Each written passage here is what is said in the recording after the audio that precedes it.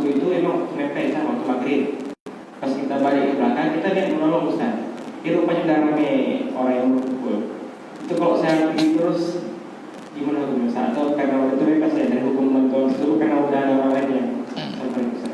Iya. Prinsip dasar di dalam agama adalah pada penekanan nilai akhlak, bukan pada nilai ibadat. Maka Rasulullah menyatakan dari awal dakwah beliau, innama bu'istu liutammima makarimal akhlak.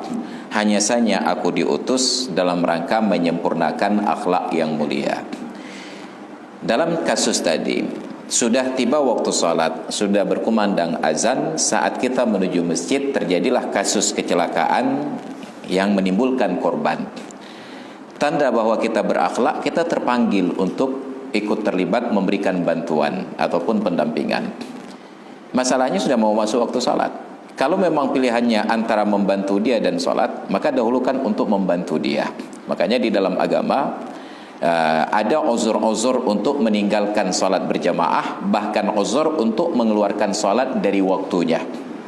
Salat Jumat itu wajib kepada orang laki-laki yang memenuhi syarat. Tibalah hari Jumat, seorang pria, istrinya sakit sedang dirawat. Kewajiban baginya hari itu adalah salat Jumat, bukan salat zuhur. Tapi karena istrinya tidak ada yang mendampingi, menjadi uzur menghadiri salat Jumat, dampingi istri dan ganti dengan salat zuhur. Itu akhlak di dalam Islam. Tapi syaratnya kalau tidak ada orang lain yang mendampingi, atau ada orang lain tetapi istri ini hanya lebih nyaman dengan suaminya. Ibunya ada, kakaknya ada, adiknya ada, anaknya ada. Tapi kata istri, bang, ilmu menyaksikan yang pengah na mangat. Tetap itu menjadi uzur untuk menghadiri salat Jumat. Nah, dalam kasus tadi ada orang kecelakaan, kita sudah tergerak ingin membantu, menunjukkan bahwa kita punya akhlak tersebut, tapi gagal membantu. Kenapa? Karena kita punya pertimbangan, sudah banyak orang lain yang ikut membantu. Keput tajak tamah kelah, ada tebung, tajak kuhlung, ada payah, ada. Ya, kita berangkat. Tapi ada kemungkinan yang kedua, ternyata orang yang kecelakaan itu orang yang kita kenal, yang lain tidak mengenalnya.